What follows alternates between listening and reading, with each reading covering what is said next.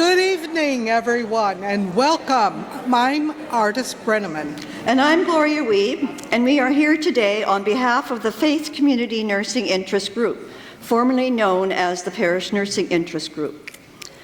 Board of Directors, RNAO Assembly, members, RNs, nurse practitioners, and valued nursing students, RNAO staff, and distinguished guests. As your AGM hosts, it is our honor to warmly welcome you to RNAO's 94th Annual General Meeting.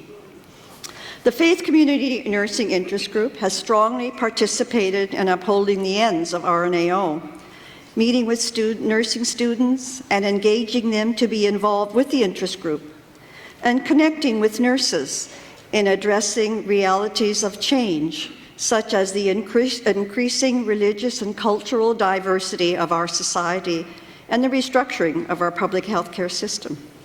Connecting in community events and interest group special activities has provided us with an understanding of the local history and the current context of nursing that exists in the practice of faith community nursing. Being present with our membership is important to the Faith Community Nursing Interest Group because it maintains strong relationships that strengthen the voice of nursing. The engagement of nurses in our professional association by speaking out for nurses of any faith and speaking out for holistic health. Over the next 3 days, RNAO will share with you outstanding examples of accomplishments of how we as a collective of committed members have advanced Ontario's health system by speaking out for nurses and speaking out for health. You will hear from our president, Dr. Angela Cooper-Braithwaite, and our CEO, Dr. Doris Greenspun, about the incredible work that RNAO has accomplished provincially, nationally, and internationally over the last year. Tomorrow we will see nursing engagement in action as we discuss the well-researched and member-developed resolutions that the consultation representatives will vote on during the consultation session. Throughout the AGM, we should remember to stop and care for ourselves, as well as having some fun through networking and mingling opportunities that arise during breaks, the leadership luncheon, and the President's Banquet. On Saturday, there will be additional networking opportunities at the various interest group meetings. We would also like to invite you to attend the closing keynote presentation delivered by Helen Angus, Deputy Minister of Health and Long-Term Care, on health system restructuring and how this will affect you in your practice. We ask that you enjoy and actively participate in the AGM as we celebrate RNAO's powerful voice, speaking out for nursing and speaking out for health. Friends, please rise.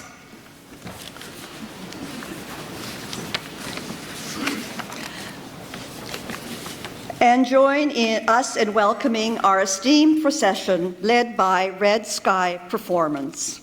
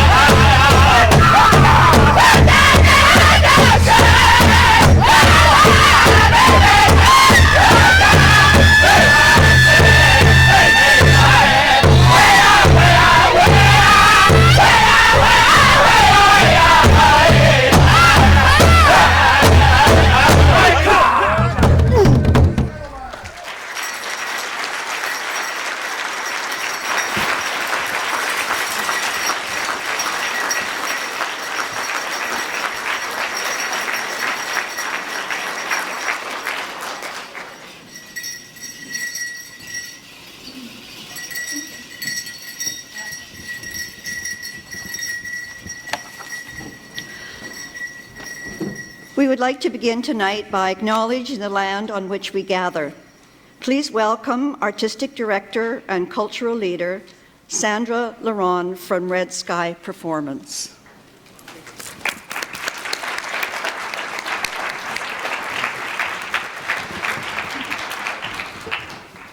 Thank you. Wache, good afternoon, good evening, everyone. Miskogi Jigatkwe, Tmigma Anishinaabe and Dunjaba. My name is Sandra Laron, the Artistic Director of Red Sky Performance. I would just love to mention that we are so happy to be here at RNAO, and thank you very much for having Red Sky with you here this evening. We would like to acknowledge the territory on which we stand, which is the territory of the Anishinaabe, the Mississaugas of New Credit, the Haudenosaunee, and the Huron-Wendat people. You know, in our language, in the indigenous languages, I can see a lot of health, the way that we name things.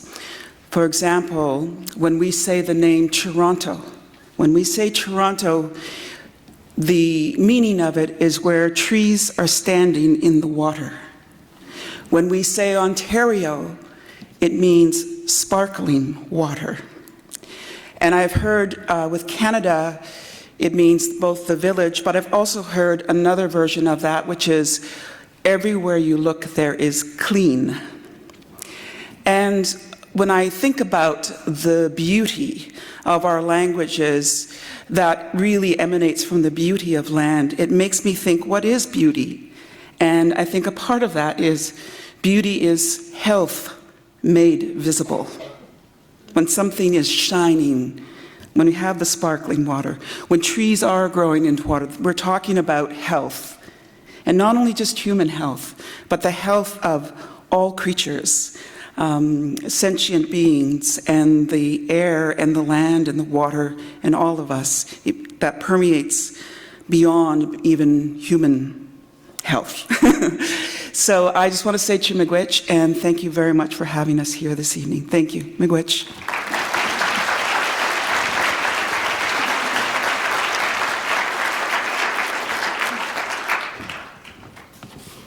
At this time, I ask that you stand and join us in the singing of our national anthem, O Canada, led by Elsie Millard.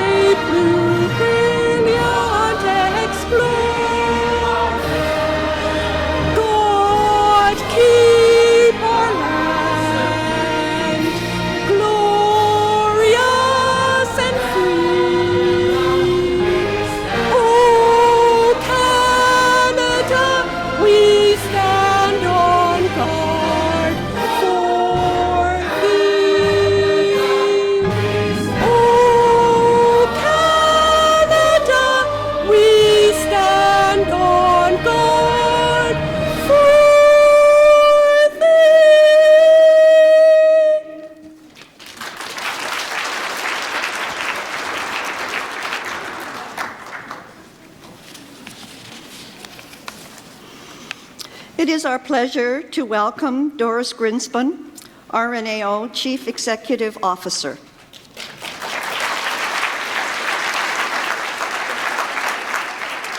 And call on RNAO President Angela Cooper-Braithwaite to take the podium.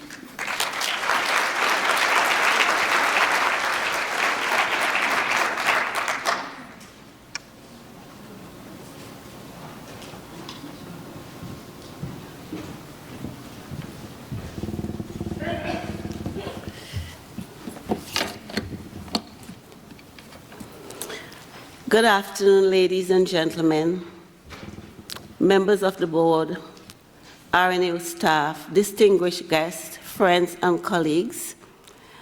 I want to just apologize for us starting late today because of the lockup, and I need to explain that. Because in different cultures, lockup means you're in the police station, okay?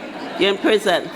But the lockup here means that the provincial government had the budget release at Queen's Park, and they do lock you in so that you remain and listen and participate. So we were delayed because of the lockup, not the one in prison, but with the budget.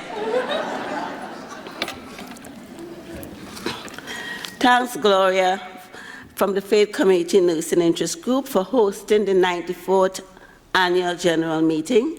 And thank you, Elsie, for singing so beautifully.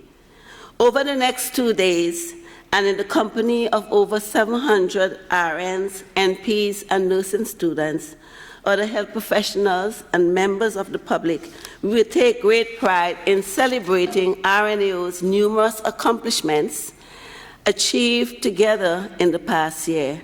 The theme for this year's annual general meeting is Speaking Out for Nursing, Speaking Out for Health.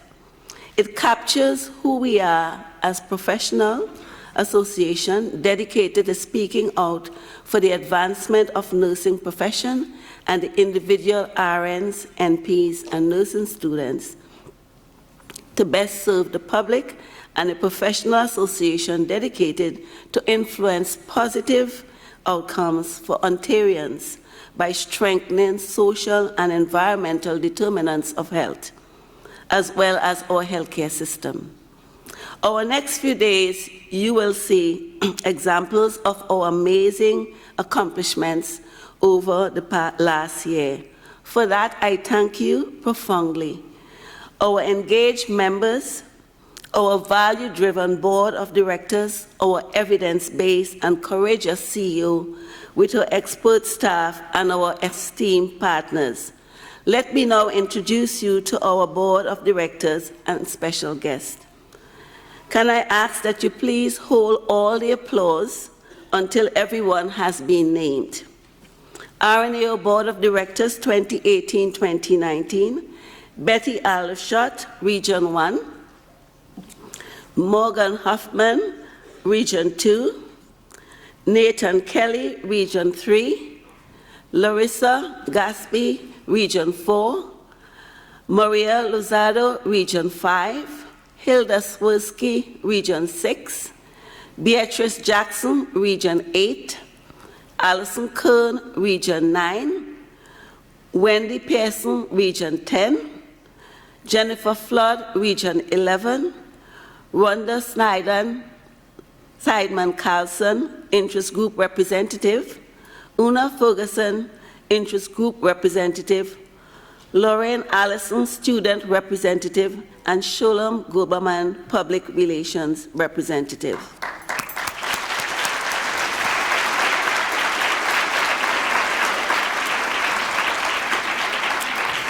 I'd now like to acknowledge our past presidents, Carol Timmins, Vanessa Borowski, Charlotte Nosegard, Lisbeth Jensen, Oma Jean Bannock.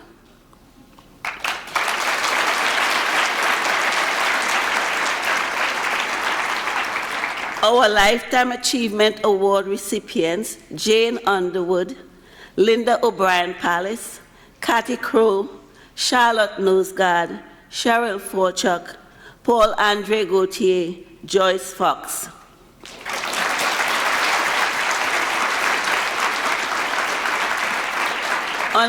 Honorary members, Michael Creek and Elizabeth Whitmer.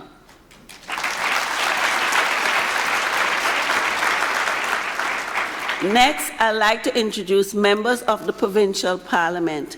Our Deputy Premier of Ontario and Minister of Health and Long-Term Care, the Honourable Christine Elliott.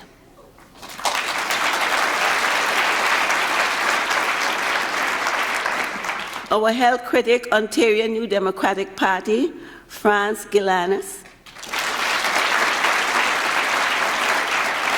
Our interim leader of Ontario Liberal Party, John Fraser,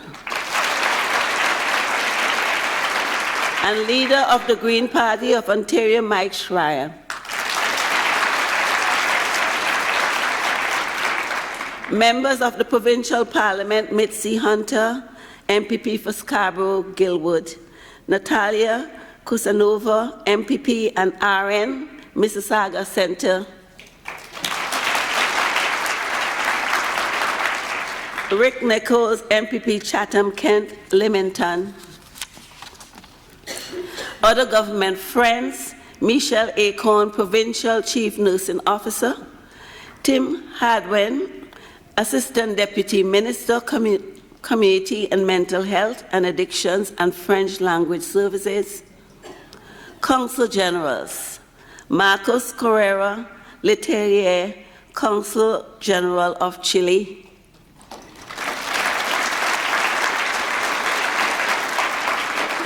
Lloyd Wilkes, Consul General of Jamaica,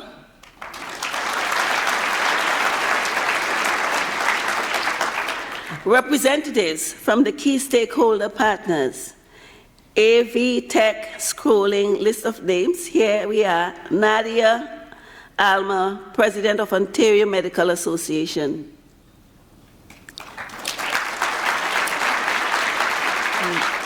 Devon Blackburn, President-elect Ontario Kinesiology Association. Susan, Provincial Clinical Lead, Ontario Palliative Care Network. Christy Blenchy, Executive Director, Ontario Society of Occupational Therapists. Edward Brown, CEO, Ontario Telemedicine Network. Krista Cozier, President, Ontario Kinesiology Association. Mary Diapon, Senior Director, Canadian Patient Safety Institute. Sylvia Davison, President, Ontario Society of Occupational Therapists. Morty Ellsberg, President of Wounds Canada. Karen Ellis Scherfenberg, President, Ontario Public Health Association. Lee Faircloud, Vice President, Quality Improvement, Health Quality, Ontario. Nancy Gale, Vice President, Ontario Chiropractic Association. Ronnie Gavaz, President and CEO, Trillium Gift of Life Network. Vivian Guy, Board Chair, Ontario Association of Naturopathic Doctors. Catherine Hoy, First Vice President, Ontario Nurses Association. John Lavis, Co-Chair, RNAO Inquire International Advisory Council. Nancy Lafebe, Senior Vice President, St. Elizabeth Healthcare. Lisa Levin, CEO, Advantage Ontario. David Lindsay, President, CEO, and Council of Ontario Universities. Beth McKinnon, Program Associate, Association of Family Health Teams of Ontario. Dilshad Moza, Executive Director and Respiratory Therapy Society of Ontario. Kimberly Moran, CEO, Children Mental Health Ontario. Mali Novsgis, Executive Director, Canadian Indigenous Nurses Association. Alan Odette, CEO, Ontario Medical Association. Linda O'Gively, Public Health Advisor, Chief of Ontario. Andre Palomio, President, Association of Registered Kinesiologists of Ontario. Peter Poldre, Registrar, College of Physicians and Surgeons of Ontario. Janet Squires, Co-Chair of RNAO BPSO Collaborator and Co-Chair of the RNAO CPS Leading Change Toolkit Project. Adriana Tetley, CEO, Alliance for Healthier Communities. Leslie Thompson, President and CEO, Ontario Medical Radiation Sciences. Lynn Tugas, President, Vice President, Association of Registered Kinesiologists, Ontario. Sue Van der Bent, CEO, Home Care Ontario. Pagan Walsh, Executive Director, Ontario Public Health Association. Elizabeth Whitmer, Chair, Workplace Safety and Insurance Board. Jennifer Young, President, Ontario College of Family Physicians. Alexander Zagar, Member of RNAO, Patient and Public Engagement Council. Welcome everyone and thank you for coming to this evening.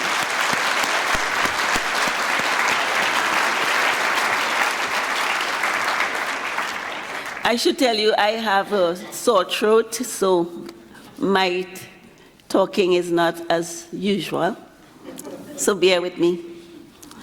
I am delighted, and RNAO is delighted, to have, as always, representation from all of our Ontario political parties in office, and as of the last election, 4 political parties. Given that this is the first time at RNAO, AGM, our Minister graciously agreed, our Minister of Health graciously agreed to give the Green Party leader the first stage. So I'd like to introduce MPP Mike Schreiner.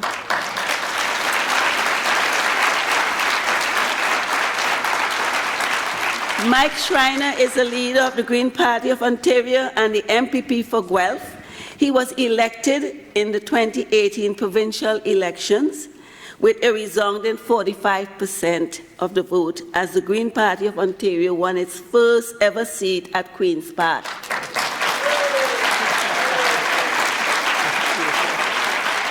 A successful entrepreneur, small business owner, Mike is a leading advocate for small businesses, local food, and sustainable communities. Mike has been a champion on issues such as campaign finance reform and protecting the Guelph drinking water from local quarries. He has led successful policy campaigns to push the provincial government to fund the experimental lakes area, protect local food supplies by restricting the use of neonicotinoid pesticides, support small businesses by increasing market access for local craft breweries, and fight for climate. Please welcome Mike. Thank you, Angela.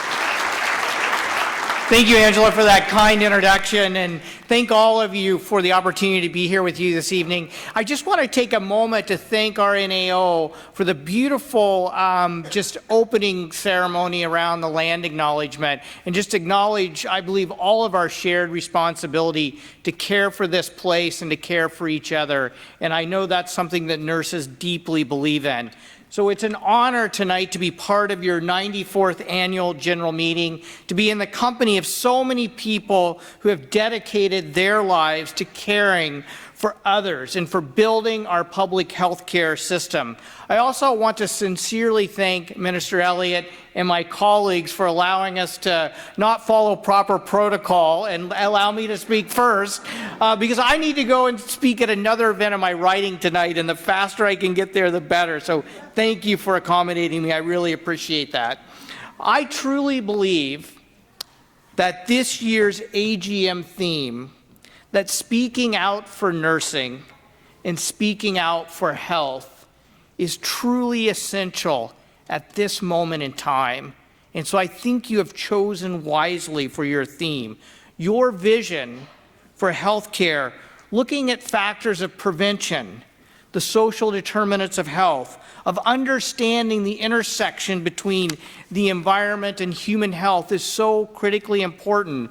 And so your work is key to building community health that supports everyone in Ontario. The work you do in primary care, nurse practitioner-led clinics, and community health centers, and Aboriginal health centers, and our hospitals and our long-term care facilities, and so many other places, delivering and participating in driving both local solutions and provincial solutions.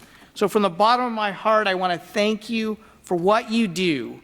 I want to thank you for the work that you do in our communities. I hope you have a fabulous convention, and thank you for the invitation tonight. Merci, Megwitch.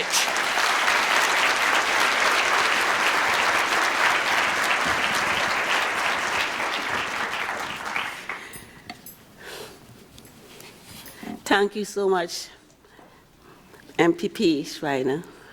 And we're not following protocol again, Madam President, because the minister just offered the spot to Frangelina because Frangelina has a plane to catch. Okay.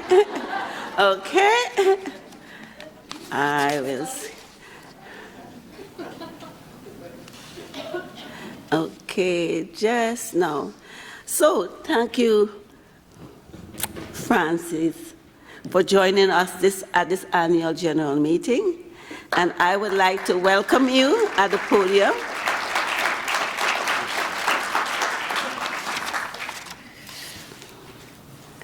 Oh, boy.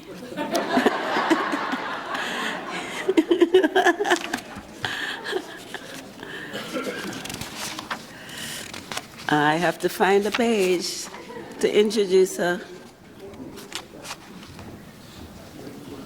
Can I help you? I'm trying to find the name. We had all these pages going. Yeah. Yours had to come before that. I think you're before that. Oh, yeah? Okay. I think that was Elliot. I should have come. Here. Yeah. Okay. That's John No, Fraser. no, that's all All the glitches.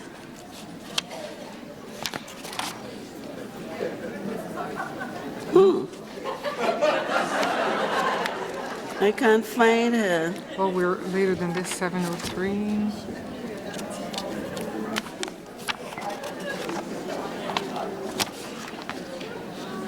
I didn't expect that. Ceremony. My charmer's here. Pastelina speaks. No, that's Christine. It's not there. It's not there. No, that's me. Okay. Okay, we found it.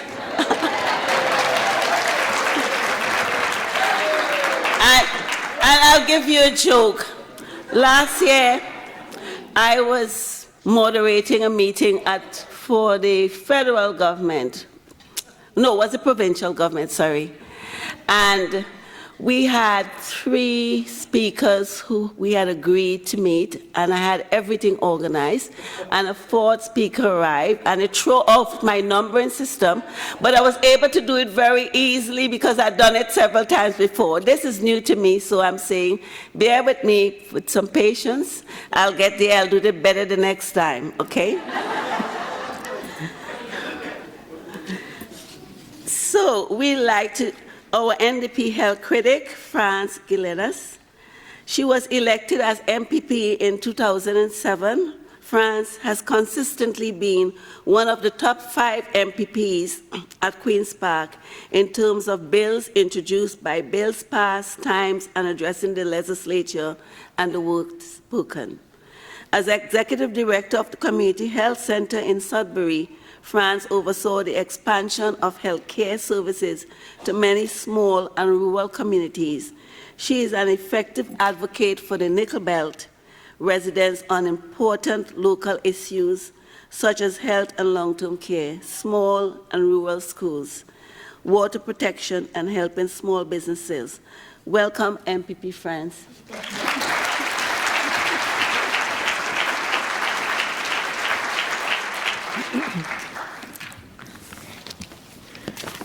Good evening, everyone. Bonsoir tout le monde. Ani. As it was mentioned, my name is France Gelina.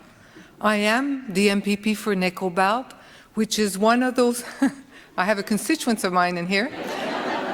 It's one of those big northern riding in and around Sudbury. People know Sudbury for their nickel mines. The mines are all in Nickel Belt, and I serve from the French River, 450 kilometers north to Ivanhoe and Folliet, and about 350 kilometers east to north. And in the middle of it, there's the riding of Sudbury. So I call Sudbury the Timbits, and I'm the donut. And donuts are better, that's all you have to remember.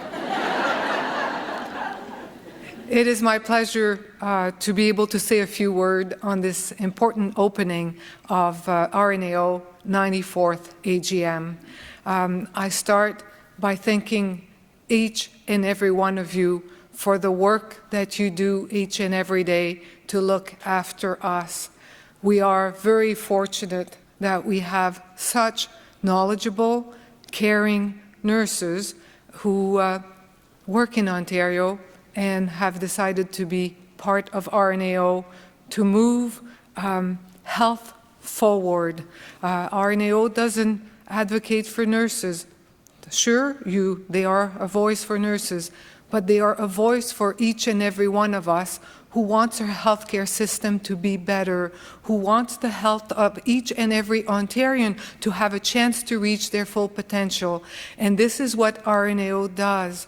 I know that I'm preaching to the choir when I talk about the social determinants of health, but it was RNAO who helped to move those things forward in partnership with all of the partners that we see. I see Adriana Tetley from the Alliance for Healthier Community. I see the Executive Director of Public Health and many others. But RNAO has a special role to bring the voice of nurses forward, and nurses always care for all of us. So I thank you. I'll start by saying that I will have to run out of here as soon as I finish my speech, and I thank the Minister of Health, Minister Halliot, for allowing me to go before her. It is budget day. Every day at Queen's Park is a little bit crazy, but you add a budget into this and you have a level of craziness that, yeah, it's something to be reckoned with. So some of the stuff in the budget, I'm sure Minister Elliott will be happy to share the good news.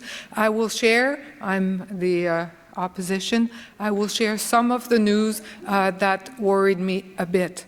The first is I had the pleasure to speak to quite a few nurses who works in public health as I was mingling around before coming in to this room. So the budget contained a section on public health announcing that public health will be taken from 35 public health units to 10. And that will be done by 2021. If you are a nurse who works in public health, we've all seen the report. We've all seen that decrease in the amount of health units does not bode well. I mean, some of the good news story in the budget is that not only do we get a buck of beer, we will get to drink in public starting at 9 a.m. We will get to buy our drinks in more corner stores and grocery stores and big box stores. And I'm sure all of you are doing the same thing I'm doing. If alcohol becomes more accessible, more available, you are allowed to use it in public, you're allowed to have tailgate parties, you're allowed to start drinking at 9. Do you think the role of public health, the demand for the services of public health and mental health and addiction will go up or down? We don't have to answer this in this room. We all know what that means. The second part I wanted to share with you is that I also know that a large number of you work in our hospitals. I will speak with a hospital that I know very well, Health Sciences North in Sudbury, a large community hospital, a few tertiary program. Last year, they were at over 100% capacity every single night except for 18. And this year, they have been at over 100%. Half of our hospitals are at over capacity each and every night. We have, on average, 1,200 people sick enough to be admitted into one of our hospitals that will be cared for in a hallway, in a bathroom, in a TV room, in a lounge. You've all been there. You all know what that looks like. The Ontario Hospital Association had come to Queen's Park and told her at a minimum, just to maintain what we have now, they needed $656 million. Our hospitals are going to be getting $384. That's not enough to maintain what we have now. Things will get worse, not better, and they are not good. So I am worried I am worried for each and every one of you who work really hard every day, and at the end of your shift are asked to stay because there isn't a nurse to replace you. Each and every one of you that have put in a full week and are called back in because we cannot find a nurse to work the shift. There is nothing in the budget to help for recruitment and retention of healthcare professionals. I represent a northern riding. The shortage of PSW, the shortage of nurses is in every sector of our healthcare system. It started in home care, it moved into long-term care, and now it is in our hospital. And we can expect with an increase of $384 million when 656 million were needed, that you will continue to do what you've always done, worked really, really hard, and try to make things work. I will be there to help you, but it is a bit of a challenge. The last piece of the budget I wanted to share with you is about Ontario drug benefit. So you all know that over 65 people get their drugs. We now have a line in the budget that says that this will now be based on needs and ability to pay. So this universal that used to be at 65, we're all covered. We can expect changes also. We've all seen with the program we had for children is now the government program is the last payer. The drug benefits for seniors, we don't know exactly the changes that will be done, but we know that it won't be for every seniors anymore. There are also good news. And maybe that's a good thing that the minister goes last, because she will tell you the good news and we will come out of here smiling rather than the faces that I'm seeing now. I have been the health critic for my party, the NDP, for the last 12 years. I have had a wonderful relationship with RNAO. You do great research, you're able to identify best practice, you're able to bring issues forward in a way that helps moves the bar. I'm a physiotherapist by profession. When you came to Queen's Park and helped us for offloading devices and helping the government make the right decision to offloading device, I will always remember Doris going up to the Minister of Health and say, if you don't respect the evidence, if you don't respect the body of evidence that shows us that we have to cover offloading device so we don't have an amputation every 3 days in Ontario, I'm going to bring 1,000 amputees on the front lawn at Queen's Park, and I know that she would have done it.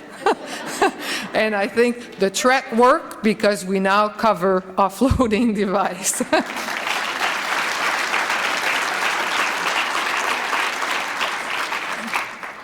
So, again, I thank you for the work that you do. C'est toujours bien apprécié. Les infirmières sont la seule profession qui est au chevet du patient 24/7 à tous les jours. On apprécie ce que vous faites, on apprécie ce que vous avez fait et ce que vous allez faire. Si je peux vous être utile, si je peux vous aider, ça va être un honneur pour moi de le faire. If I can be useful, if I can be helpful, it will be an honor for me to help you. Merci beaucoup d'être ici ce soir. Thank you for being here. Chimiwech.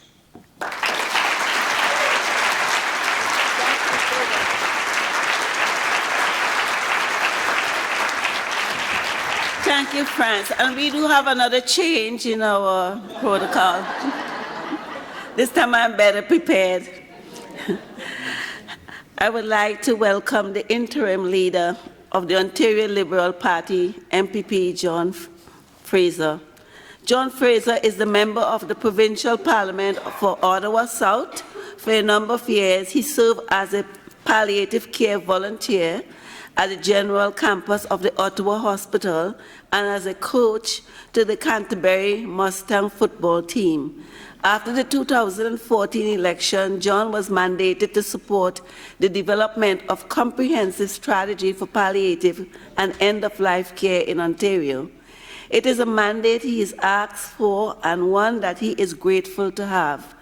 He has long been guided by the firm belief that how we care for one another and at the end of life is as important as the beginning of our lives.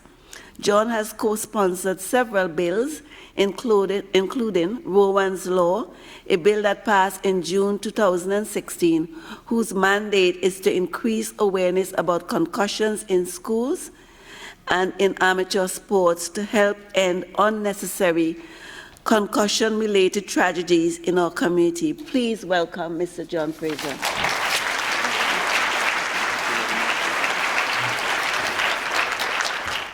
Good evening, bonsoir tout le monde. Leave it up to us politicians to get everything inside out and backwards tonight and changing the whole arrangement here. But the good news is Christine does not always get the last word, and tonight she will. And that's a good thing. And I want to start by just letting you all know, and I'm going to thank you after, but I want to let you know at Queen's Park, I really believe that all of my colleagues are there because they want to do the right thing. They want to support families. They care about health care. We sometimes have different ways of coming about it and different priorities, but I don't think I can think of anyone who doesn't have that in mind, because we know that in our families, when someone's sick, nothing else matters. My mom had a stroke in September. I was at Queen's Park, got on a plane, went right back. I didn't care what was happening there. I didn't care about anything. And we all have that experience. So I want you to know that. And it sometimes seems there's a lot of struggle and fight, but I think it's the most important thing that we do. And that's why you're such a big, important part of it. My mom's a nurse, so I'm the son of a nurse.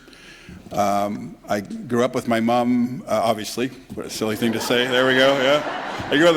I didn't see my mom for about 20 years, but because she was working so hard. No, she used to work at NDMC, and she worked very hard. And she'd stay late and sometimes go in early.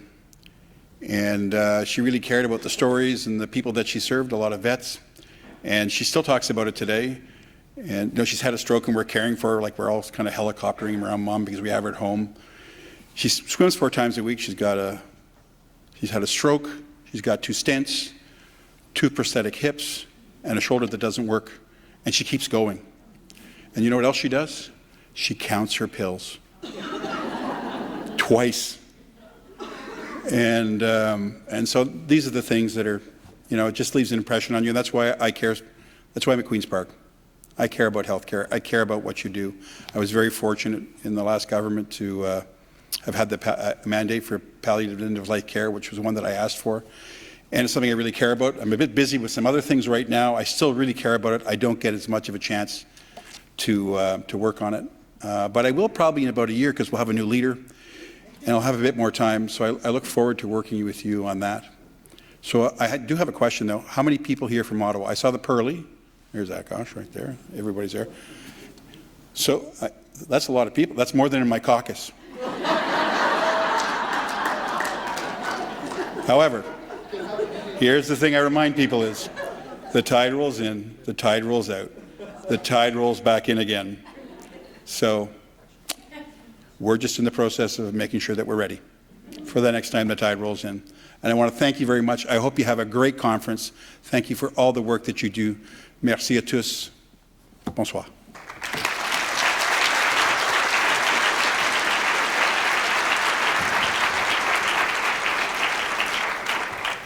And we have another change.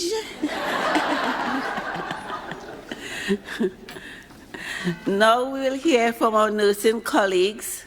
We have Annette Kennedy, President of the International Council of Nurses. No? You give me the wrong one. You give me the wrong one.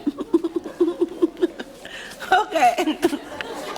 It's not your fault. They are changing everything. Okay. The only thing that is constant is change, so let's get used to it. Okay, I'd like to now welcome the Deputy Premier of Ontario, Minister of Health and Long-Term Care, the Honourable Christine Elliott.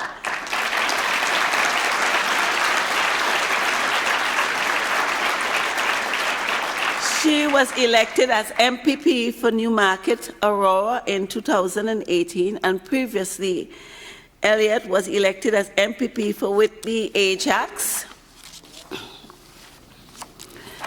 in 2006 and served as the MPP for Whitby, Oshawa from 2007 to 2015. Elliott was Deputy Leader of the Opposition for 2009 and 2015. Elliott graduated from the University of Western Ontario with a Bachelor of Laws degree. She then built a successful career in business and law, working first as an auditor of one of Canada's largest banks. Elliott later co-founded a law firm with her late husband, Jim Flaherty, where she specialized in real estate, corporate law, and estate law. Her pro bono legal work for charitable organizations gained Elliott recognition as a Rotary International Paul Harris Fellow, the highest award presented by the Rotary. Elliott is a passionate champion for Ontarians with different abilities. She is co-founder of the Ability Center in Whitby, a facility built by the vision of celebrating all people, regardless of ability. The center has become a community hub, including hosting various events for the Parapan and AM Games, and I think it's Pan Am Games, sorry. It's not correct, in 2015. In 2016, Elliott became Ontario Patient Husbandman, where she worked directly with patients and she fought for better access to health care for all. Elliott is the proud mother of triplet sons, John, Galen, and Quinn. It is my pleasure, she was my former MPP, I must add. It is my pleasure to welcome Deputy Premier of Ontario and Minister of Health and Long-Term Care, Honourable Christine Elliott.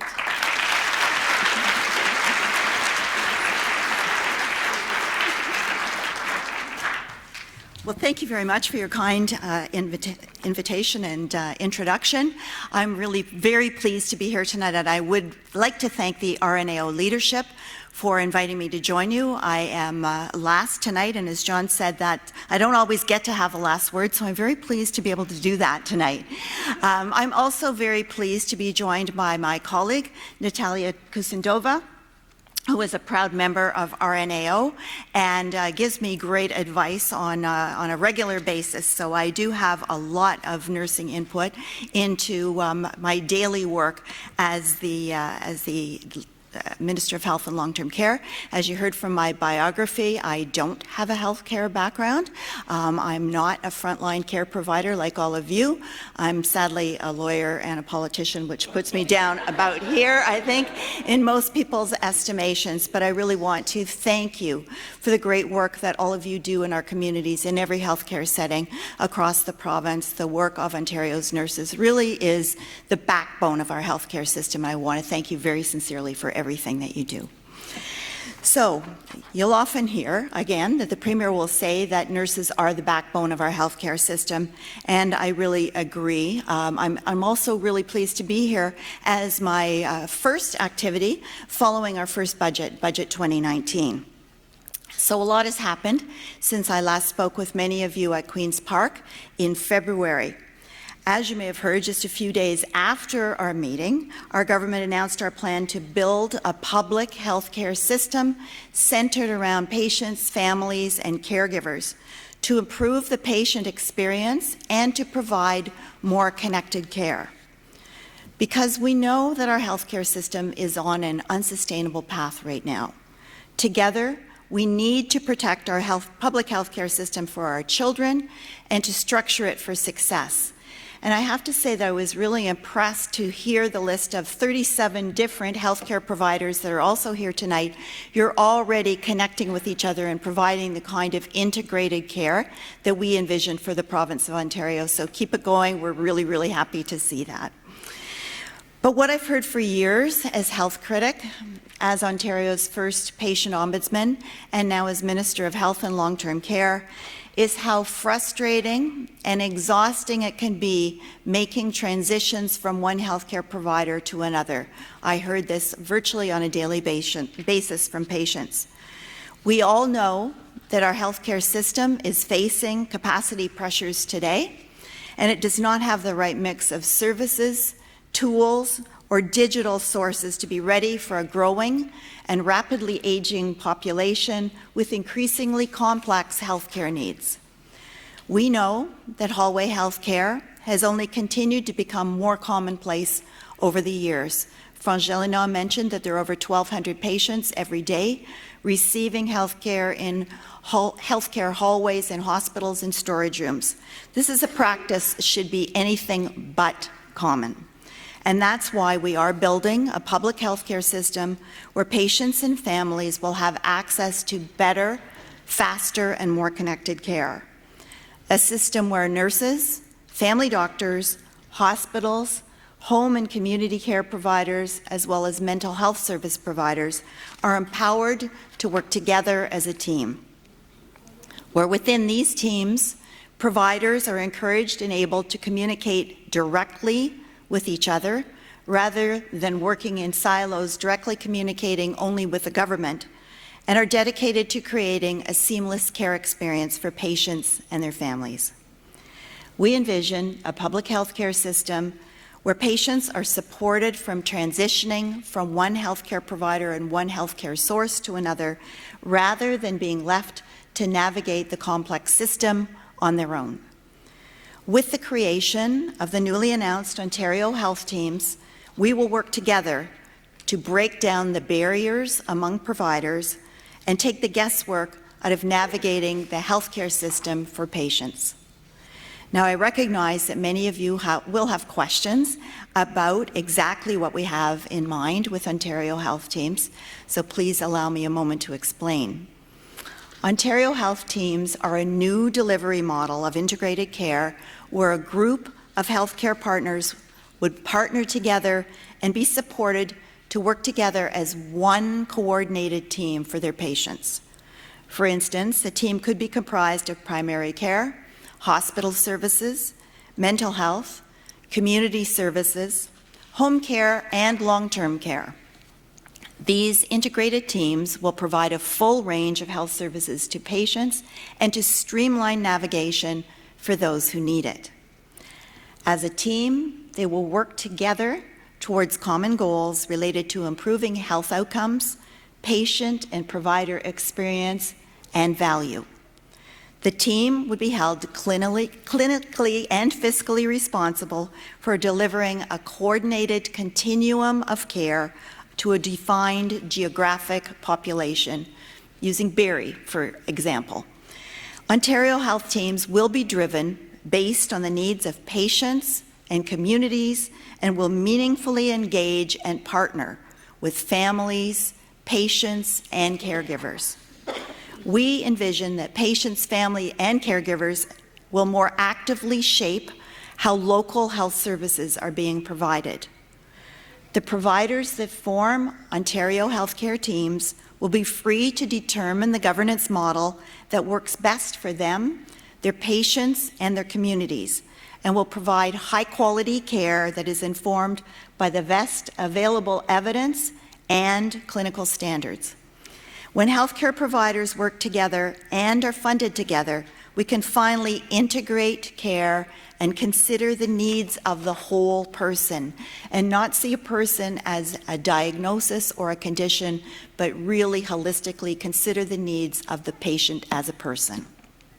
These teams will also improve access to secure digital tools, including online health records and online bookings with doctors and specialists, as well as with nurse practitioners. Finally, a 21st century approach to healthcare, and my dream is to not have faxes used in healthcare so much, and I imagine you would like that too. Amidst all this change, though, one thing will remain the same. that nurses will continue to play an integral role in the delivery, coordination, and care of patient services. And for their part, Ontarians can be confident that there will be sustainable health care for them now and into the future. Today, as you know, we delivered our government's first budget. This budget is a reflection of the same commitment that we made to the people of Ontario every step of the way, to build a modern, sustainable, and integrated healthcare system and to end hallway healthcare. It's a reflection of the commitment we have made to frontline providers, to respect and empower you to provide the best possible care to patients, because we know that you're not able to do that right now. We want to change the conditions so that you can practice to the standard of care that you all want to practice towards. So let's take, for example, our investments in hospital infrastructure. Our government will invest $27 billion over the next 10 years in hospital infrastructure projects to create more than 3,000 new hospital beds across Ontario. We're also making renewal investments to ensure that facilities across the province are properly maintained. Our government is also supporting the province's hospitals with an additional $422 million in operational funding this year. Because of this additional investment, Ontarians will have more access to essential hospital care, such as hip and knee replacements, life-saving stroke treatments, and advanced lung surgeries, among others. In Budget 2019, our government also reconfirmed our commitment to build capacity in our long-term care system with an additional $72 million in funding.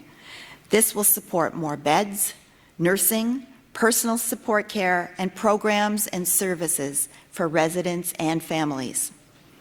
Our government is also investing an additional $124 million into home care and $20 million in community care, investments that will allow seniors to stay at home as long as they can. As these investments make clear, we are taking a comprehensive approach to modernize Ontario's public health care system. By relentlessly focusing on the patient experience, we will reduce wait times and end hallway health care. But there is also more. Our government announced an additional $174 million to support patients, families, and caregivers in communities struggling with mental health and addiction concerns, and to ensure mental health and addiction service providers have stable, long-term funding. Our government will make this additional funding available every year. In the coming months, our government will add more services on the ground in schools, communities, and health centers, benefiting thousands of Ontarians. This investment is part of our government's commitment to invest $3.8 billion over the next 10 years to develop a comprehensive and connected mental health and addictions strategy. This is an initiative that is of great personal interest to me and has been for many years. In fact, it was part of my volunteer experience in community mental health that led to my seeking of elective office. So I look forward to speaking more about that in the future. And there's finally one last item for Budget 2019 that I hope will be of interest to you. Our government is supporting a number of service providers, including nurses, pharmacists, dental surgeons, and others, with a commitment to work with providers and regulatory colleges to expand your scope of practice. In doing so, we will improve access to care and provide patients with greater choice and convenience, helping Ontarians spend less time waiting for care and more time doing things they love. Together, we will build a modern, sustainable, and integrated healthcare system, one that starts and ends with the patient. We are building a healthcare system for the people. We are protecting what matters most. We are taking a comprehensive approach to modernize our public healthcare system. When we relentlessly focus on the patient experience and fully leverage our most valuable resource, healthcare professionals like all of you, we will reduce wait times and we will end hospital healthcare. I think that all of you will appreciate that our government's priority continues to focus our healthcare investments where we have the most impact, and that is on direct frontline care. We want to support the important work that is being done by hardworking and dedicated nurses like all of you, who provide patients with high-quality, committed care across the province. We believe that the people of Ontario deserve the peace of mind that our public health care system is sustainable and accessible for them when and where they need it. So during my time as Deputy Premier and Minister of Health and Long-Term Care, I have traveled across the province to listen to the people who work on the front lines, many of them nurses, to listen to your ideas of how we can improve and go from where we are to where we want to be. And I want everyone here today to know that our government will listen. We are going to continue to seek the advice of patients, families, and caregivers, but also excellent healthcare providers like all of you who plan and work on the front lines of our healthcare system. Together, we will create a truly connected system of care where everyone is truly supported in Ontario throughout their entire healthcare journey. So I wish you every success with your conference, and thank you so much again for inviting me to join you.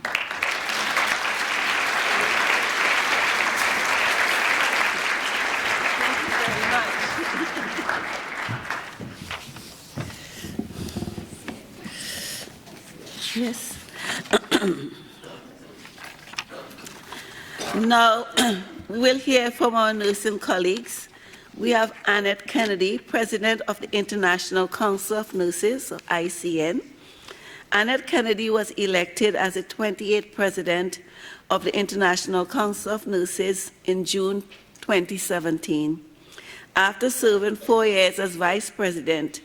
Previously, she held the position of President of the European Federation of Nurses and was active in lobbying the European Parliament, Commission, and Council.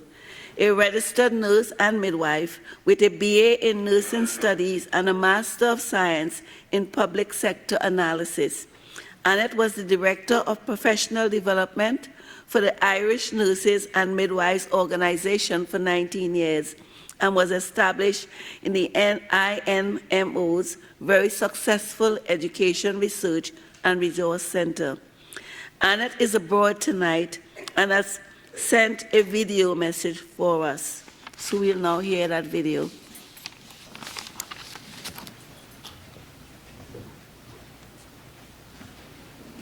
My name is Annette Kennedy, and I am President of the International Council of Nurses, representing 20 million nurses worldwide. Thank you for inviting me to your annual general meeting. I'm sorry that I can't be with you. I bring greetings to your President, Dr. Braithwaite, and your CEO, Doris Grimspan. I wish you well for your 94th annual general meeting, and I know that you have been developing policy, urging government to support the nursing workforce, and I wish you well and I wish you success.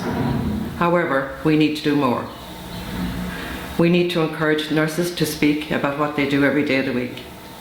We need to realise that it's important to put nursing on the map and to profile and improve the status of nursing worldwide. We need to increase nursing capacity, provide nurses with the resources, an adequate workforce, and good pay and conditions. It is important if we want to implement universal healthcare, if we want to implement the SDGs, or if we want to curtail the growing epidemic of NCDs, of which I am a Commissioner on the Advisory Commission. We all need to play our part, and I know that you are doing the utmost to do that. However, I need your help in actually talking to the organisations at global level to encourage them to build capacity in nursing. because without nursing, we'll not have a health service. I wish you well in this, your 94th Annual General Meeting, and I thank you for all the work that you are doing on behalf of nurses in Ontario and on behalf of nurses worldwide. Thank you.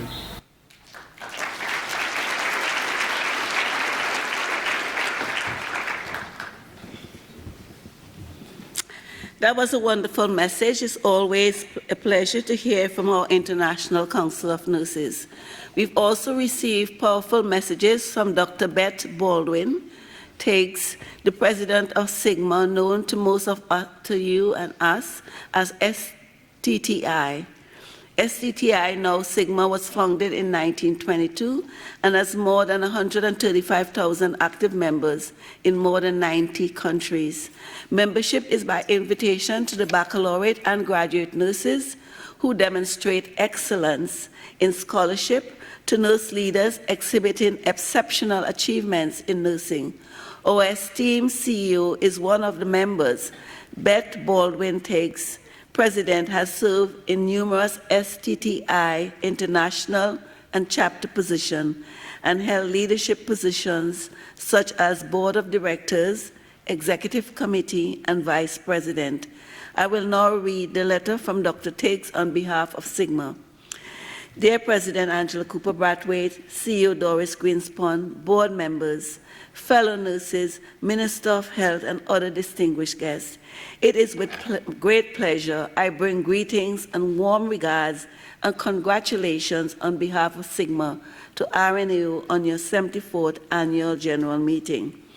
RNAO's influence and impact on the nursing profession, healthcare, and the health of people in your own home, Ontario and Canada, as well as around the world, is both admirable and inspirational to nursing associations around the world. Through the steadfast partnership between Sigma and RNAO, we have come to know and respect your robust policy and clinical expertise, particularly as we share a focus on universal access to quality healthcare and evidence-based nursing.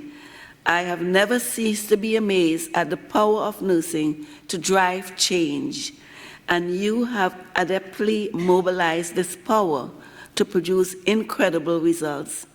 Your seminal work on primary solutions for primary care, enhancing community care for Ontarians, and mind the safety gap in the healthcare system transformation, reclaiming the role of the RN, has truly paved a path to a more effective evidence-based health system.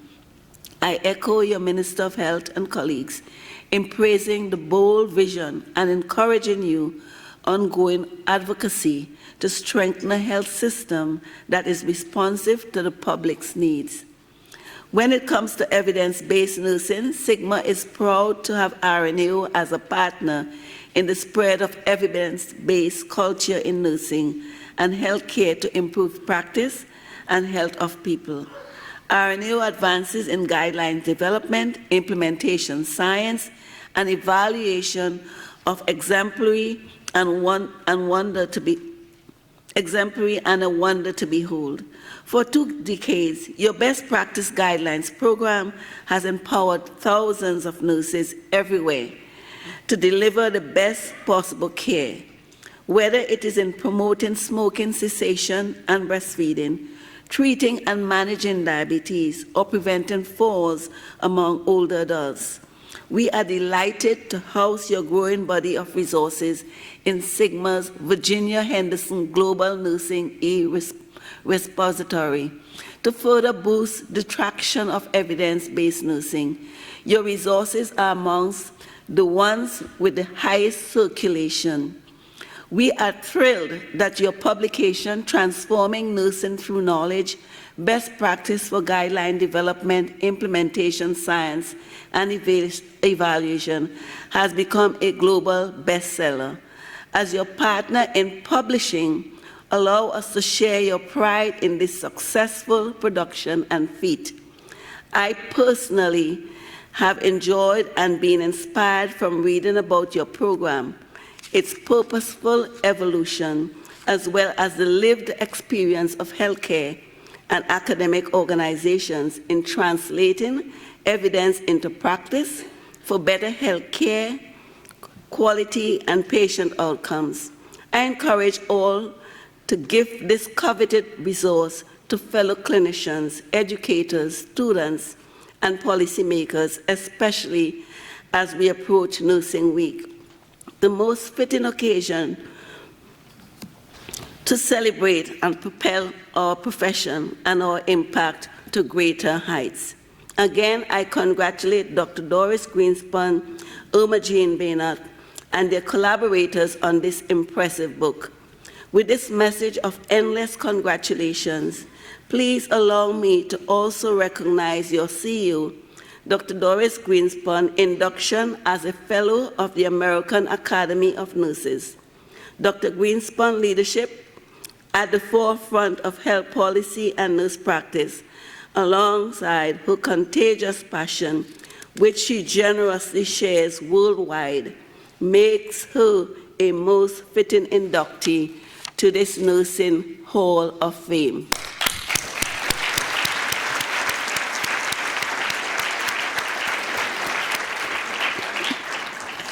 Colleagues from Sigma, we wish you a productive AGM and a celebration to match your limitless achievements. Sincerely, Beth Baldwin Tiggs. Our thanks to Dr. Beth Tiggs for her powerful letter. It is now my pleasure to invite RNAO CEO Dr. Doris Greenspan to the podium to commence the designation celebration of Best Practice Spotlight organizations.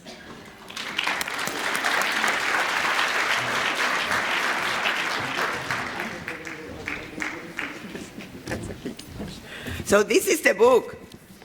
You heard from Sigma that you need to buy it for Nursing Week, for any nurse you know. And it is a bestseller, which really gives me a great deal of pleasure to me and Irma Jean and the 56 authors in this book from all over the world. So, good evening, bon nuit, buenas noches. Ya que vino mi señor, tengo que decirle buenas noches. It is an absolutely honor to be standing here with you to celebrate the 7 BPSOs this evening from across Ontario. In fact, these are 7 BPSOs that represent 18 long-term care homes. So we are absolutely thrilled this year. That's the focus. And one of our international partners from Jamaica. Totally delighted. Before we begin, I want to recognize and ask Associate Director Heather McConnell, please, to come to the stage, and Associate Director Megan Bamford, to please come to the stage, as well as our newly retired, now former Senior Manager, Suman Iqbal. So Heather leads with us the implementation, science, and social movement thinking of evidence-based guidelines across the province and over other stages.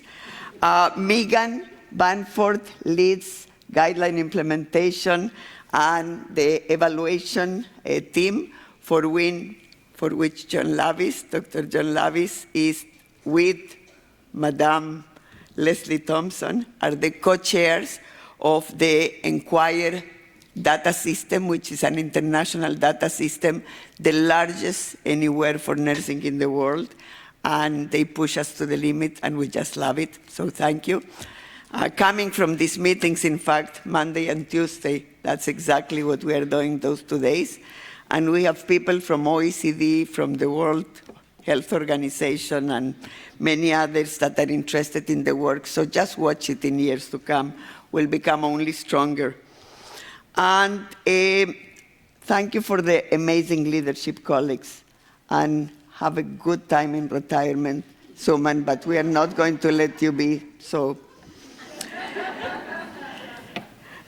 It is fitting to have top representatives from all parties today, even though 3 of them already left us. But the minister is here. And alongside the minister, there is another very important person. And I'm actually going to ask her to come to the podium. And I did advise her like 5 minutes ago that I will do that. And that person is Elizabeth Whitmer. Please come.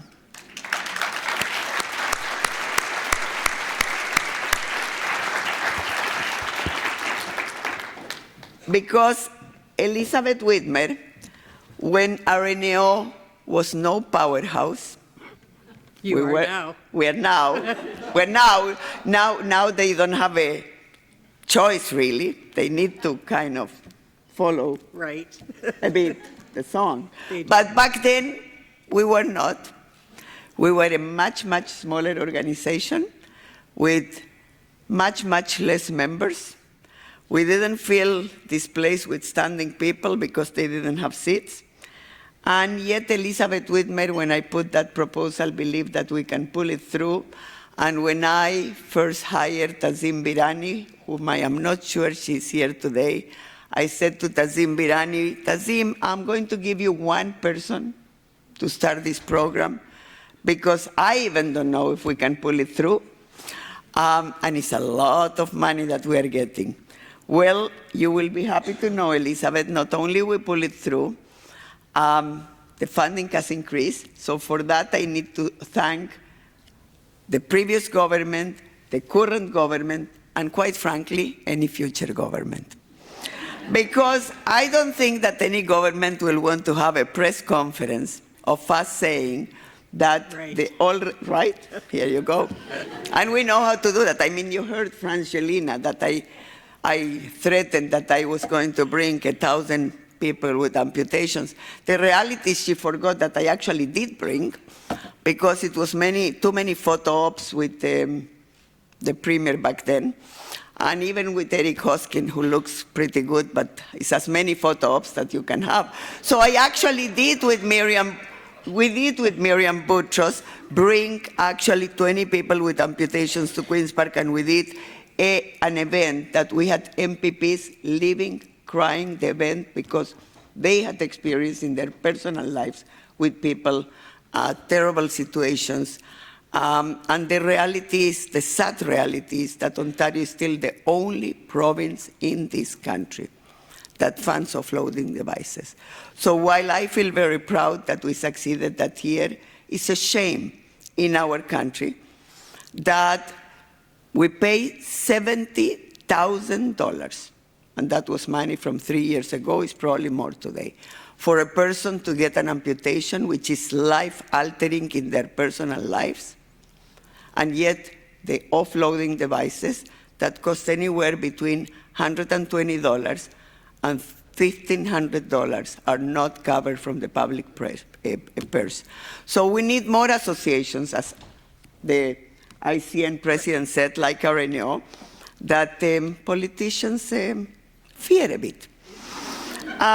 In any case, Elizabeth Whitmer opened the door with the funding that never has stopped, and for that I am going to invite my current minister, Christine Elliott, who is a very close friend of mine also, to come to the podium, because we are going to award the new BPSOs.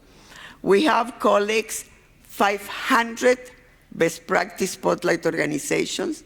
Those are hospitals, those are public health units, those are primary care sites, those are long-term care homes, those are rehab sites, institutions, entire organizations, 500 in Ontario alone. And we have about 350 in the rest of Canada and internationally. And I know Leslie is nodding, Leslie Thompson, the CEO of Accreditation Canada, because when she took that position, very soon after that, she heard I was going to Colombia, and she said, I want to go with you. She came back mesmerized of the work that the Colombian nurses and hospitals, really all of the teams, interprofessional teams, are doing with the guidelines. And recently, when she was in Spain, she went by herself to see our BPSOs there, and they too are doing amazing work. So it gives us tremendous, tremendous pride and pleasure to start to introduce the BPSOs. Before we do that, we will acknowledge that we have other national and international BPSOs who are present with us tonight, yet not graduating yet. Some have graduated, but not the Chinese colleagues, so I wanted to be clear. Jennifer Banks, Administrator St. Peter's residence in Shedok. She's here today. Ambrose Fiedler, Assistant Health Director, Sandy Lake First Nations. Melanie Koshman, Director of Care, St. Peter's Residence at Shedok. Donna Lee, Director Long-Term Care, Universal Care Canada. Jennifer Miller, Administrator, John Noble Home. Nancy Polisilli, Commissioner, Health Service Region of Peel. Jake Tran, President and CEO, Toronto Grace Health Center. Liane Wicklin, Director, Professional Practice, Kingston Health Science Center. And now come our two colleagues from China that actually came to observe what they will be in 2 years from now. Director Xinmanzhu Sally, where is Sally? Somewhere here in the audience. She and head nurse Li He from Lanzhou University Second Hospital in Gansu Province in China. Welcome. Director Janmin Ding and Vice President Director Yang Ding, both from Peking University First Hospital in Beijing, China. And they are doing amazing work. They're doing a work that is transforming nursing in their own countries. So let's have the graduation in action, and let's put first that video that was prepared.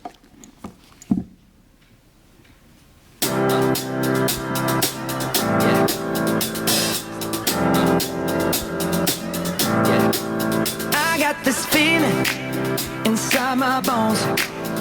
Participating in the BPSO program strengthened our commitment to excellence by supporting our mission statement of providing quality care within a secure environment with family and community support. I got that sunshine in my pocket, got that good soul in my feet. I feel that hot blood in my body when it drops.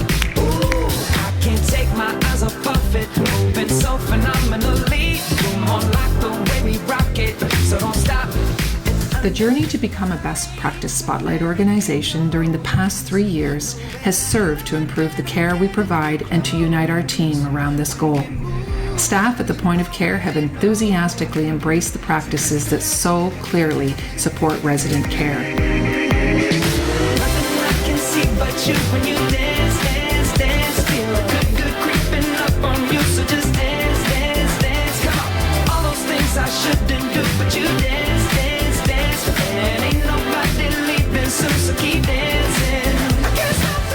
Implementing best practices to support falls prevention, patient and family-centered care, and prevention of abuse and neglect provided opportunity to engage with staff, residents and families in meaningful ways, empowered frontline staff as leaders, and provided the organization with a systemic framework for implementing best practice that is sustainable. Cause I got that sunshine in my pocket, got that good soul in my feet. I feel that hot blood in my body when it drops. Ooh, I can't take my eyes off it, moving so phenomenally. You're more like the way we rock it, so don't stop. Through the gap analysis component of the BPSO, we were able to engage frontline staff in identifying areas of focus that would make impactful changes for our resident experience.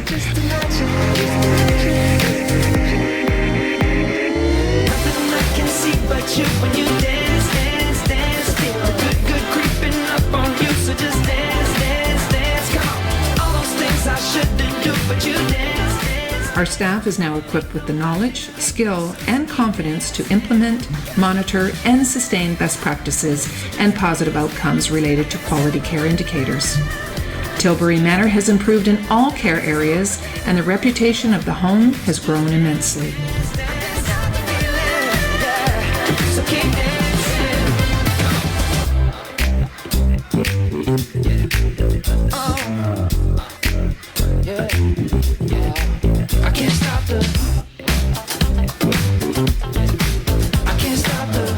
Participating in the BPSO initiative has elevated our level of care. The residents, their families, and our staff have all benefited from this experience.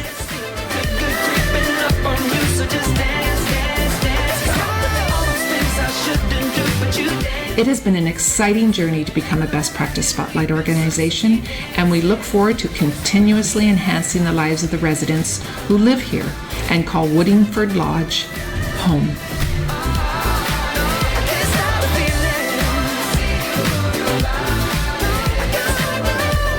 Working with the RNAO through the BPSO program has been an absolute pleasure.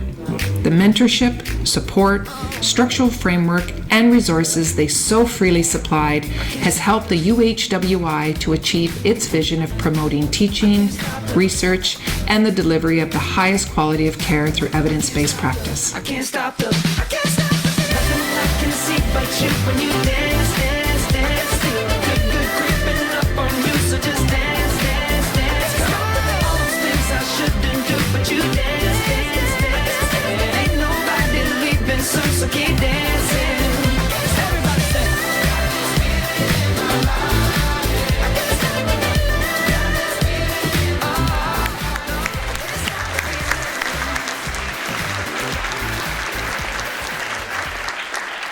So, in addition, to thanking Dr. John Lavis, and please stand up, and my friend, Madame Thompson, for being the magnificent co-chairs of Enquire, the International Data System, I want to know if Janet Squires is here. She was going to travel late. Janet Squire actually is the lead person for the collaboratory that we have, and it is a collaboratory of RNAO researchers and the best practice spotlight organizations to better understand the phenomena that we have created through research and understand how is it that what we do sticks so much, not only in this province, but around the world. And we are doing tremendous research on that. And I want to invite another person that is very special to us and to me personally, and this is Mademoiselle Dr. Irmagine Beinok. Please come, because I want to have Irmagine join me in giving this to Elizabeth Whitmer. So just so you know, Elizabeth Whitmer, and I said that to her, is the only politician that made it to the book. Now, the other three that left, that's that. But Minister, you have a chance. You see, you have a chance. And she made it to the book because she opened the program with us when we were not a powerhouse. And the minister probably will expand the program with us because we are now a powerhouse. Thank you very much.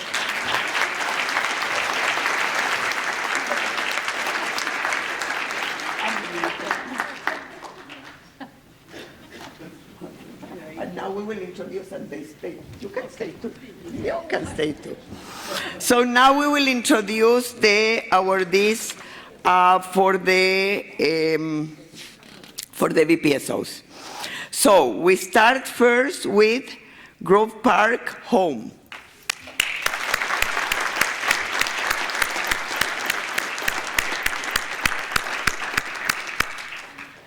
The Pearly and Rideau Home Veterans Healthcare. Wait. Okay. Go next to the minister because we want to the minister pictures. Okay.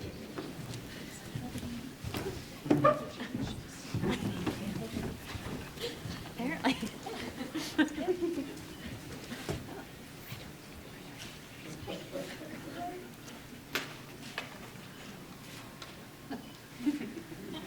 Congratulations. Thank you.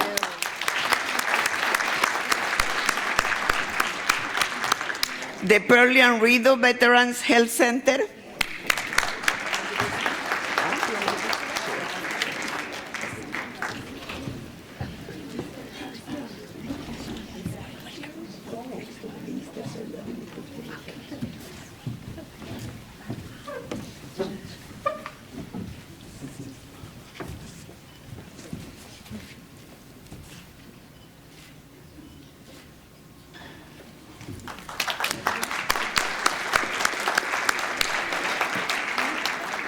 the region municipality of Halton. So we have 3 nursing homes that are receiving with them the BPSO award or designation.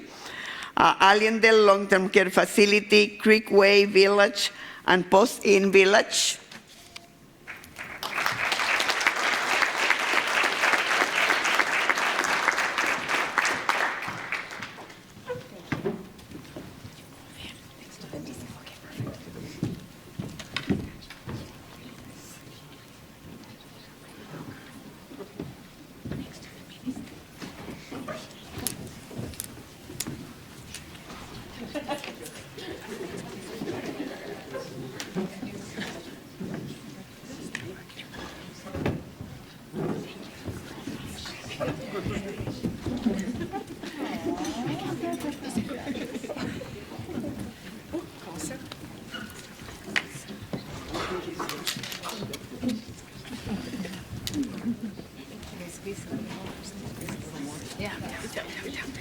Because there is so many of us. Second line, come. Second line. Let's do exercise a bit. There you go.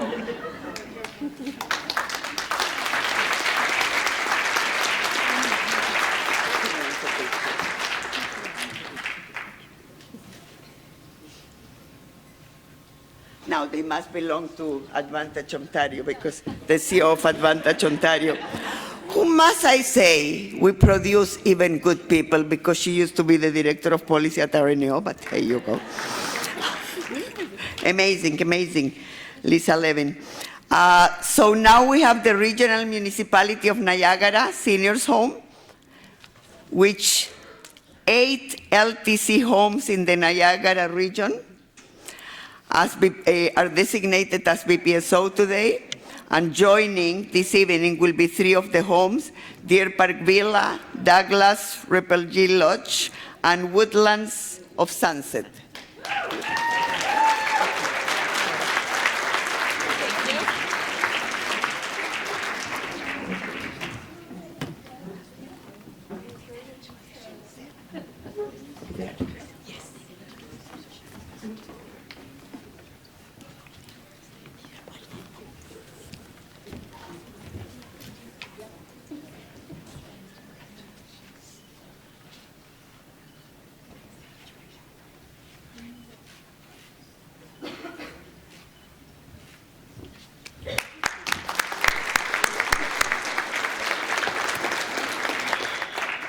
The remaining homes being designated in the Regional Municipality of Niagara, not present with us tonight, are Lynnhaven, Meadows of Dorchester, Gilmore Lodge, Upper Canada Lodge, Northland Point. Please send them our best wishes. And now we have Tributary Manor. Did they bring the entire stuff? Like it looks to me. Now, I do need to mention that the people that are walking, some of them, and I want them to stand actually, the long-term care coordinators of RNAO, if you can all stand up. You walked with your home, some of them, but here you have one. So, Minister, this is a program funded by the Ministry of Ontario that is producing decreased falls, decreased injuries after a fall, decreased pressure injuries, less use of restraints. And here is the hook that you need to fix in the system because it has been all the time the hook. When they produce better results, right, their residents become less complicated, the CMI lowers, and then the funding is clawback, not by your government, previous government, previous government, previous government. So, in fact, these homes, if they do better work and their clients or residents become less complex, their funding is taken away. So, Minister, that's the challenge for next year. And your parliamentary assistant, Effie, says that she will fix it with us, so that's perfect. Thank you.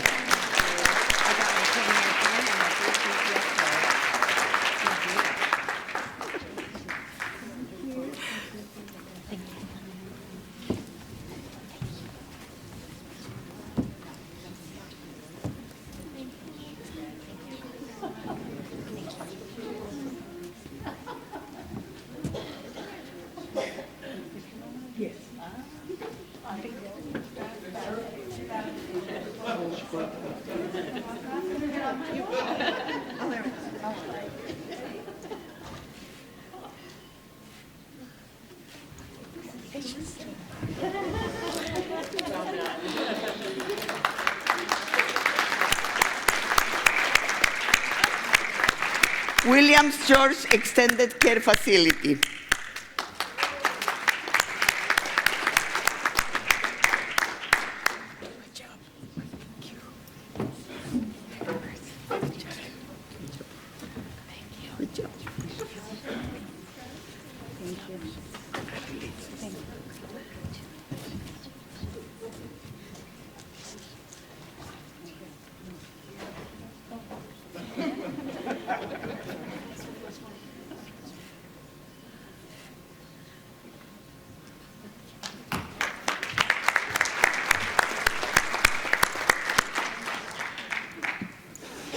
Woodinford Lodge.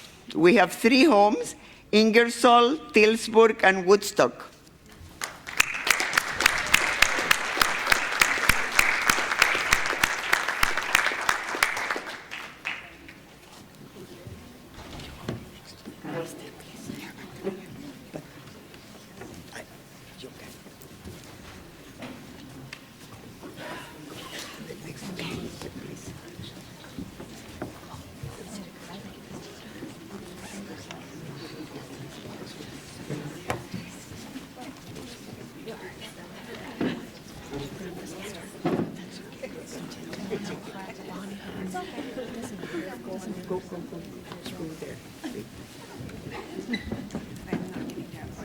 I wonder who is taking care of the residents. I'm getting concerned by the minute. I think we should stop these ceremonies for the nursing homes. Do you guys want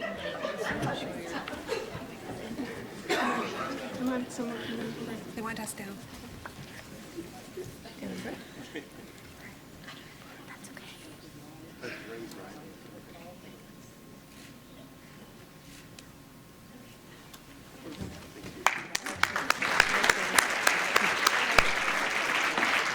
So I am not sure if the Consulate General of Jamaica made it to this event. Yes, thank you. So we need you at the podium, Mr. Consul. Last year we had my own consul from Chile, but this year no one is graduating but me. Next year, yes. If you bring empanadas, if no, no more coming here. So the Consulate Lloyd Wilkes will help us present the certificate to our international BPSO graduating this year, which gives me absolute pleasure to see you guys here. I know, and we all know it's a tremendous effort, and it's fitting that you are graduating with the BPSOs in long-term care, because while implementing the BPSO movement is complex and it's hard work and it's fun work and it's all that you want in hospitals and in primary care and in public care, in long-term care, it deserves really a biggest of the applauses because it is tough.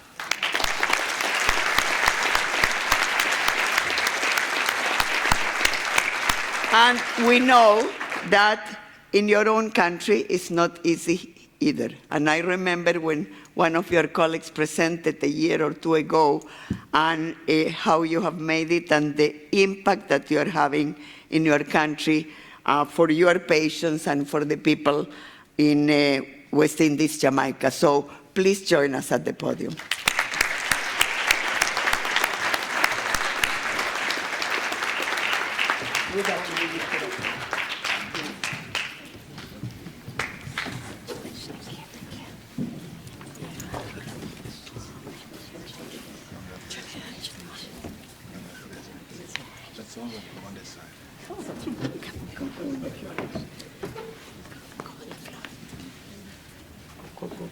I think we need to be, I don't, okay, who's coming with me? Okay, let's do this.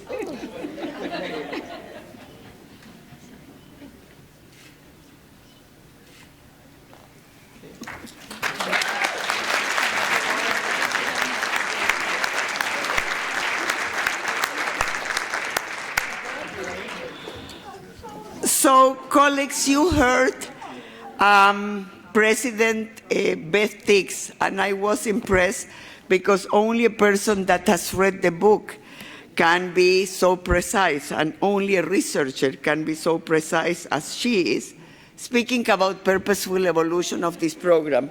It's a concept that we use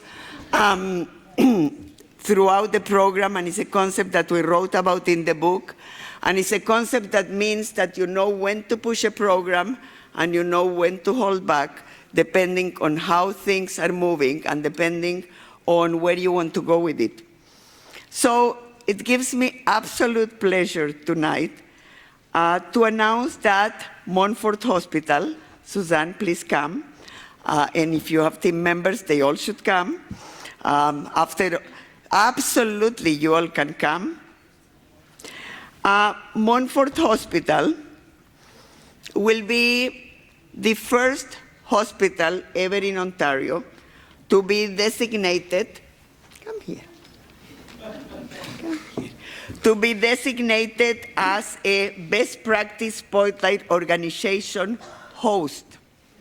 The people that you saw right now as receiving their designation are BPSO directs, directly with RNAO. A BPSO host is an organization that serves the program for others.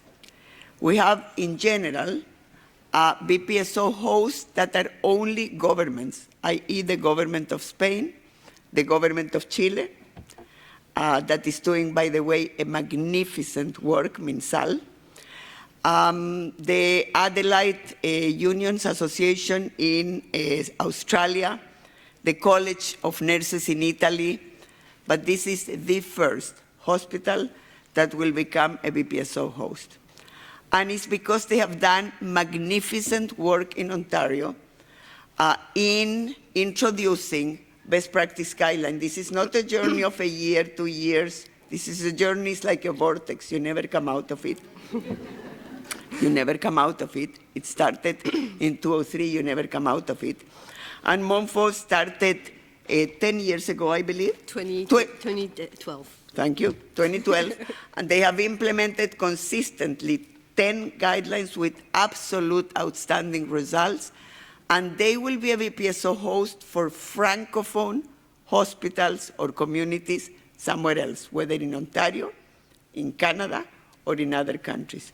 So it gives me absolute privilege to be signing this agreement with Montfort. Their president was going to come, the president and CEO. He didn't cancel the vacation. I mean, seriously.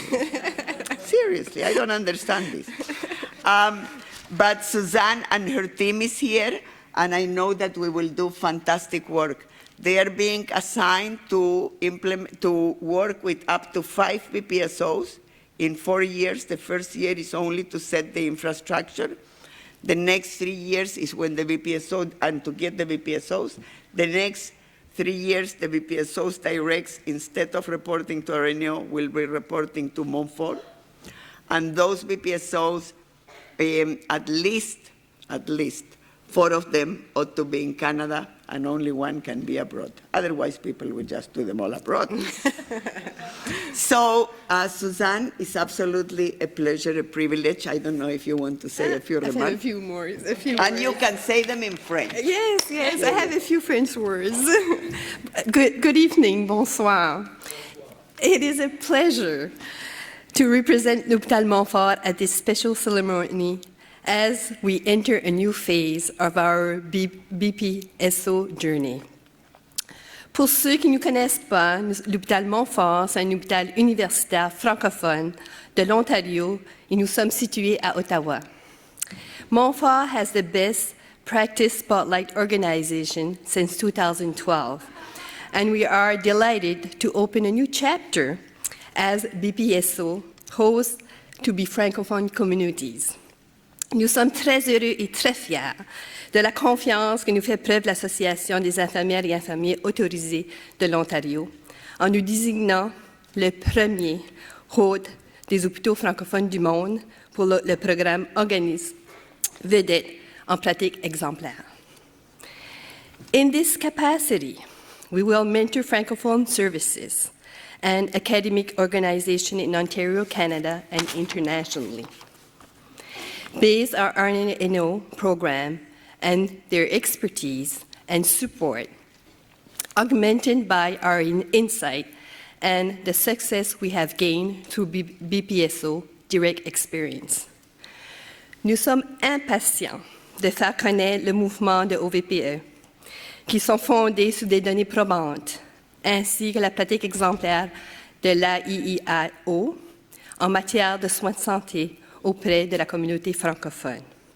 I would like to thank RNAO for their support, their guidance, their know-how, and finally for partnering with us on this ongoing provincial, national, and internationally. Thank you. Merci.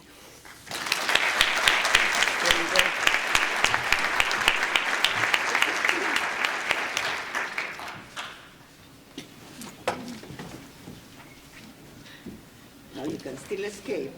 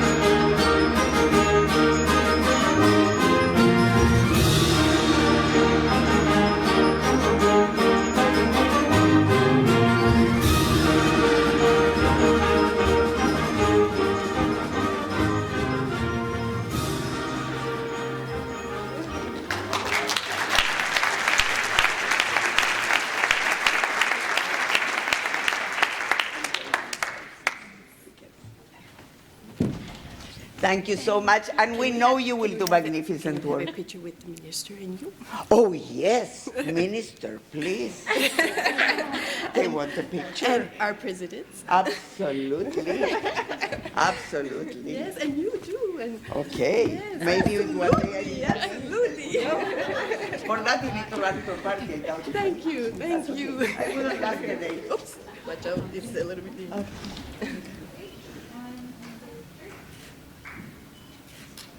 Thank you.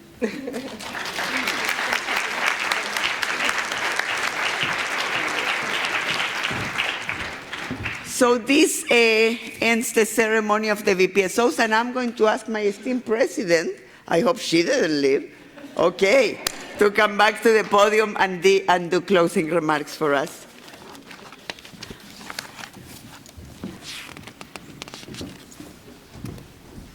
Okay, thank you, Doris. I would like to thank you for joining us tonight. Just before we close, I have a couple of housekeeping items.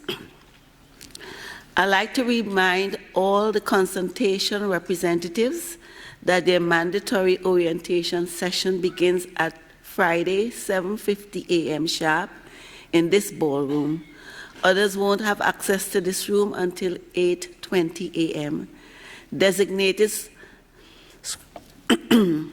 scrutineers are to meet with the Chief of Scrutiny at 7:50 a.m. in the Johnson Room. To our guests, we thank you for joining us, and we are proud to celebrate this 94th Annual General Meeting celebration. You have been part of our accomplishments over the past year, and we look forward to continue to partner with you.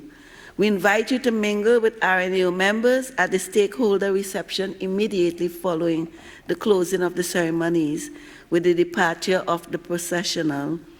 I now declare the opening ceremonies for RNAO 94th Annual General Meeting closed. Thanks to everyone for attending tonight.